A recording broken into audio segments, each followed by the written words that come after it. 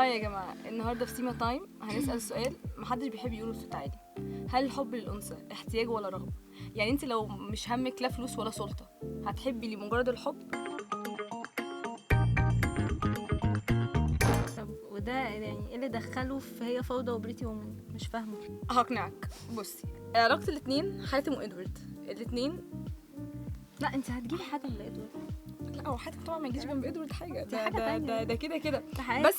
بس الاثنين حبوا بطرق مختلفه تماما. واحد زي حاتم ده حب بالنسبه لك؟ لا هقول لك، هو حاتم استخدم هنا السلطه وادوارد استخدم الفلوس. كل واحد استخدم طريقه. بس بالنسبه لي حاتم ما حبش. لا حاتم وقف في حب نور بجد، هو فعلا كان بيحبها. هو عشان كده بقى كان غشيم معاها، اللي هو انا عايزك وانت بترفضيني، فهديتها فاغتصبها. ايوه في كده. انا معاكي، بس هو كفكره حب ان هو مش عارف يوصل لها باي طريقه ما، فاللي هو حاول يفرض عليها بالقوه، اجبار بقى. بس هو انا هلبسك حاتم بادوارد في الحته دي كده. طيب بس يعني احنا بنتكلم حاتم بادوارد. حاتم هنا ادوارد عشان كده نور ما حبتوش، عشان ما كانتش محتاجه سلطته. هو اختار الشخص الغلط اللي يفرض عليه سلطته. بس نور كانت خايفه منه. طبيعي كانت خايفه منه. هو واحد بيعمل كل ده ما طبيعي هتخاف. ده بصي، هي ممكن تكون صح في حته ان هو اختار الشخص الغلط، لان هي اوريدي اساسا كان مخطوبه تقريبا لوكيل نيابه، فهي مش محتاجه سلطه. لا ما كانتش ساعتها مخطوبه، يعني هو بيحبها من قبل كده، بيحبها ماشي. بقاله سنين. بس هي مش لا انا بتكلم هي في حته لما راح لها هي مش محتاجه سلطه. فهماكي، خلاص. بس مش هي كان قدام. بس بالنسبه لادوارد مقابل بقى ادوارد في بريتي وومن، هو اختار واحده في مقابل فلوس شغلانتها دي ما بتنزلش على لينكد ان. بالظبط، هو راح لها في تمام. المكان الصح، راح لها في يعني هي هوكر، فراح لها في مكانها بالظبط. وهي تمام موافقت ان هو اسبوع مقابل فلوس زي الفل. وزي الفل. واحده بقى لما عرفوا اكتر وقعدوا مع بعض الاسبوع ده هو حبها. طب تفتكري بس هنا الحب ما كانش مقصود، بس عشان قعدوا مع بعض بالظبط. فالعشره بقى ده اداها الكريدت كارد بتاعها وراح. دي لقطه دي انا عايزه امنيه حياتي والله العظيم يا جماعه. هتجيبي بيها دهب اكيد. هتتسيغ دنيا يا جماعه، هتتسيغ من هنا لهنا بقى، تمشي لنا اللي هو عبد الغفور البرعي ومراته فاطمه كشري وسود وكل اللي انتوا عايزينه. يا جماعه اميره الدهب هتتبسط قوي لما دنيا يبقى معاها. انا بس من هنا رجاء شخصي لأم سعيد، انت مثلي الاعلى. انا بموت فيك يا ام سعيد. ما تعرفيهاش؟ اعرفها لك بعد. هكمل جاب ليها نرجع بقى للدهب. للسيكونس.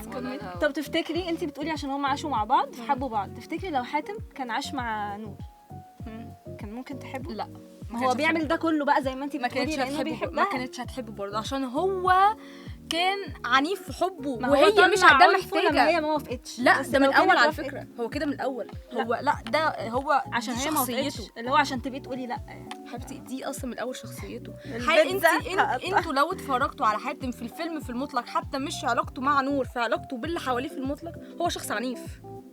فهي نور برضه مش هتحبه عشان نور هي ما كانتش عايزه شخص عنيف، هي ما بتحبش الناس دي. وبعدين اقرع منطقي. يعني لا معلش، بقى ما تخبطش في الناس. مع احترامي للفنان والله. طب تعالي نتخيل لو نور كانت محتاجه سلطه.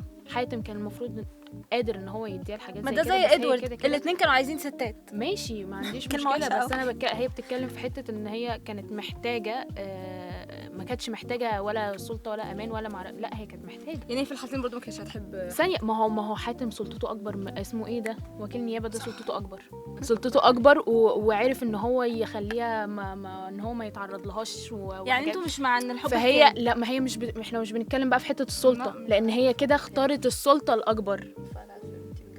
منى شلبي انت اخترتي صح. يعني انتوا يا جماعه مع ان الحب مش احتياج؟ لا الحب احتياج. الحب احتياج، احنا ما بنتكلمش في كده. الحب احنا احتياج ولا بنتكلم رغبة؟ احنا بنتكلم دلوقتي. هو سؤال، لو انت معاكي السلطه والفلوس هتحبي يعني مش هيبقى فارق معاكي انت بتحبي مين عشان انت خلاص معاكي الاثنين، ولا انت لو معكيش لا حب ولا سلطه ولا فلوس ولا اي حاجه هتبقي بتحبي عشان حاجه معينه، انت رايحه للشخص ده انا بحبه عشان هو عنده سلطه. انا ما بحبش خالص ان هو عنده فلوس هيدلعني وينغنغني ويجيب لي ويعمل لي. بس ثانيه، لا مش شرط يبدا من نقطه ضعف، الفيلم ما انت اللي قلتيها في الاول. الفيلم التاني ما كانش فيه سلطه، بس قلت لك كان في فلوس. كان فيه فلوس. طبعا ما هو الاحتياج بقى هو عشان الولد هي الحب، وافقت هي إن احتاجت تقعد فلوس معاه. وهو احتاج ست. عشان تدفع الايجار بتاع بيتها. اقول لك انا على حاجه بقى، واتفضل. حتى لو كانت نور محتاجه سلطه بطريقه حاتم دي عمرها ما كانت ما هتولد احنا ما الحب. بنتكلمش عن طريقه حاتم، لان طريقه لا حاتم انا بتكلم كانت- ان لا، السلطه مش إحنا- هو اللي خلاها تحب، يعني هي عبد وكيل النيابه مش عشان سلطته، عشان بس هو هو طريقته حماها. حلوه، بس هو عشان حماها. طريقته حلوه. ماشي. حتى بس لو هو حماها. حاتم دخلها منين؟ دخلها من حته مش حلوة. حتتها. بالعكس. بس ادوارد دخل للتانيه من انت حته من عارفه حتتها. لا انت عارفه فهي فوضى. الفيلم بيجيب لك انه الاثنين نموذج، دول الاثنين رجاله، الاثنين دول عندهم سلطه، بس ده واحد غشيم عنيف ما بيعرفش يتعامل، بس ده واحد بيعرف يتعامل. هي راحت لاني واحد فيهم يا جماعه. الفرق مش في الحب، الفرق في الاختيار. ما احنا ياما بنحب ناس بس بنحبها غلط. الفرق ان انت لازم تختاري الاختيار الصح. اسامه الشريك منير قاعد الصح. معانا يا جماعه. دي حقيقه. ما احنا ما اي ينفعش حد نروح عايز نحب حد غلط. استشاره دنيا حب ما يروح لهاش. بالظبط. 0-10 بالظبط. اميره الذهب دي ما حدش يروح لها بجد. زيرو طماطمايه. قال لك ولا سلطه ولا مال. دنيا بتشخلل. دنيا بتشخلل بالذهب، بتقطع ربع شايفة. البطه كده. اتفضل يا سي احمد. افصص لك. عايز البكي ولا الصدر؟ قال لك المال ولا السلطه. على فكره ده اي كلام. ده اي كلام. هوريكوا سكرين شوت وحياة سكرينات الذهب اللي هي بتبعتها. وحياة ربنا يا جماعه كل ما بشوف ذهب انا عملت ميوت للجروب عامه باللي حصل ده. طيب ماشي كده كده انا عايزه انا اقول عامله حاجه. ميوت. انا عايزه اقول حاجه. حاتم حب من قلبه، بس الاختيار نفسه كان غلط. هو راح للشخص الغلط ان هو يوريه حب. ادوارد ما حبش اصلا من الاول، بس هو اختار ان هو في الاخر يكون انسان، وان هو بجد يحبها لما لقى ان هي بجد بنت مش زي شغلانتها. بالظبط. هي اتعرضت لحاجات يعني يا جماعه صعبه والله العظيم. جوليا روبرتس احنا بنموت فيكي، ربنا معاكي يا رب وما تعمليش كده تاني. هي صعبت عليا بصراحه. ربنا ما بس يحويك لحد في- ابدا. في both cases برضو بحب اقول ان الست هي اللي بتحدد النهايه، ولو عندها احتياج ممكن تبدا العلاقه. بس لو عندها كرامه هتختار المال. لو عندك كرامه تختار المال. يا جماعه والله لو أنا كان عندها نفسي- كرامه اساسا مش هتحب. الحب ما فيهوش كرامه. سقفوني بسرعه. لا مش كده هنسقفك. كلمة الحب مهمة. في كرامه. الهبل اللي انت كلمة قلتيه مهمة. الحب في كرامه دي ما حبتش قبل هو انت كده. ايه الهبل ده؟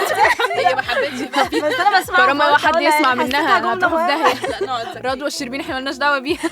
يا جماعه الحب اللي بيجي من احتياج مش دايما بيكمل. بس ما هو كامل مع ادوارد. ايوه بقول هي مش كانت دايما محتاجة. بيكمل، بس دي كملت بس مش دايما هي بيكمل. كيس ديفرنت بس مش اكتر. بالظبط. بس cases كده. 60% بيكمل. وانتي حسبتيها 60 منين؟ مش عارفه. مش عارف كده قاعده معاهم. هي كانت 60% بيكمل. اسمعوا مني. ساعات الاحتياج بيولد يعني ما اعرفش كلامها غريب لما بتقف قدام. بيولد وينجو. حاجات غريبه والله العظيم. طيب مش هتكلم. لا خلاص والله العظيم كلمات. رايك مضطهد عامه خلاص يا دنيا. دنيا والله. انا بشوف الانسان يحترم والله نفسه. مش عارفه اتكلم. يحترم نفسه ويسكت بقى. انا مش هقول حاجه. انا نسيت كنت اقول ايه. معلش يا جماعه الدنيا بس متضايقه الفتره دي شويه. نرجع ادعوا لها بقى ونقول في الكومنتات. نرجع محتاجين في الكومنتات دعوات لدنيا. لايك وشير وإحنا وسبسكرايب يا جماعه، وندعي لدنيا في الكومنتات ربنا يرزقها وادعوا لي بعب بالله غفور اللي يسيغها من هنا لهنا يا رب عشان وتفصص له بقى. مش عايزه انا عايزه طعم التايجر بس يعني لو حد يا ساتر يا رب. انا عايزه حد كسرنا. يصرف عليا ويجيب لي عربيه. ده طبعا احنا مش محتاجين نقول احنا بندور على السلطه ولا المال. كبسوا احنا بندور على المال، ولو السلطه جت في رجليها ما عندناش مشكله. يعني هو لو في مال هيبقى في سلطه عامه. اكتبوا لنا بقى رايكم. تحبوا تتحبوا لانكم محتاجين ولا لانكم تستاهلوا؟ لايك وشير كلنا وسبسكرايب يا بنعرف. جماعه. كلنا نقدر خش في الموضوع على طول. ننجز يعني انتوا عايزين تتحبوا بمقابل ولا من غير مقابل؟ من الاخر بالعافيه. كده كده ما فيش علاقه ما فيهاش مقابل. انتوا عايزين ايه؟ لا دي احنا محتاجين هنقعد نتناقش فيها يا جماعه. لا ونرجع على لكم، فكره بس هو في ما ناس فيش حب من لا غير في مقابل. ناس يعني مش لازم يبقى مقابل بتموت مادي. في دور الضحيه اللي هو انا احبك. دخلنا في دور الضحية. ما هي ده دور الضحيه. لما انا احب حد بدون مقابل فانا كده بولع في برهق نفسي. انا بديله كل حاجه واخش من اي حاجه. فانا بقى بعمل ايه؟ ده ضحيه رسمي. الحب ما فيهوش الحب كله تضحيات. يا جماعه والنبي حد يشوف دي عايشة دي عريس في يصبحها الأفلام. بعلقه ويمسيها بعلقه عشان تعرف ارض الواقع اللي احنا عايشين. الحب كله تضحيات. اسمعوا مني برضه. ما فيهوش تضحيات يا جماعه. محدش يضحي عشان حد بيحب. اللي انتوا بتقولوه ده مش منطقي. لا لا انت اللي بتقولي ده مش تضحيات. منطقي. والله العظيم اللي انتوا جماعة. بتقولوه ده مش الطرفين اقفلوا فعلا. كات بقى يا ابني. نتناقش بعد كده. ماشي، لو عجبكم الفيديو لايك وشير وسبسكرايب واكسبلور وكبسوا جايز. اي لاف يو. اعطينا حاجه لايك. صعبه جدا.